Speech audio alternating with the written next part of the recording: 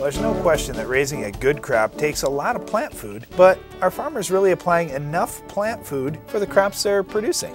Well, recently we got some statistics from the U.S. government and we just wanted to share those with you today. Okay, so here we go. If you take a look at each of these different years, the last few years, 2003 all the way up to 2007, what we've got is the number of corn acres that were planted, and we have the statistics for what was actually applied in terms of N, P, and K for each one of these different crops. What I want to focus on here to begin with is phosphorus. So phosphate use in the United States on corn, if you look at on average, farmers were applying 42 to 44 pounds per acre. Okay, which, you know, that might sound like a lot to you, but on average, U.S. farmers were removing from the soil, just with the grain only, 54 all the way up to 61 pounds per acre. So on average, farmers were falling short 11 pounds, 18 pounds, 13 pounds, 13. On average, we're falling behind as the U.S. farmer when you start talking about phosphate applied versus what's removed in corn. Well, there are a couple things at work here. When you're looking at these numbers and you say, wow,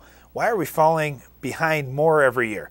Part of the reason is certainly the cost of fertilizer. As fertilizer prices go up, I'm sure you're running the numbers on your farm just like we do for ours. Wow, it gets tougher to justify paying those higher prices for the fertilizer. The other thing is we've been raising better yields the last few years too. So as yields are going up, are we really keeping up? Or are we just applying the same thing that we did last year and the same thing we did the year before, even though our yield goals are going up? Okay, let's take a look at potassium now in corn. On average, the U.S. farmer was applying about 50 pounds, 51 pounds, 44, 48, and he was removing just a little bit less than that. So on potassium, we were actually gaining just a little bit. All right, so you look overall at corn and you say, well, we're losing a little bit on the phosphorus, but we're gaining just a hair on the potassium. It's not really terrible. Now you take a look at soybeans, and let's get to those numbers. Well, with soybeans, it's a whole different story because many farmers think about soybeans as a crop that, well, I don't have to apply much fertilizer to. I'm getting it all done on my corn. I'm relying on some carryover fertilizer from my 2-year plan. The problem is the 2-year plan isn't applying enough. In soybeans,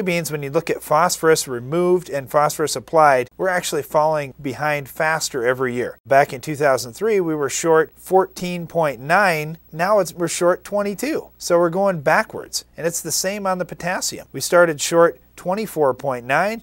Now we're short 36.7. So as our yields are going up, we're actually getting further and further behind. So we're robbing more out of the soil every year to cover our shortcomings in our fertilizer programs. So what we're saying here is that each and every year in soybeans, farmers are applying less P and K than what they're removing from the soil.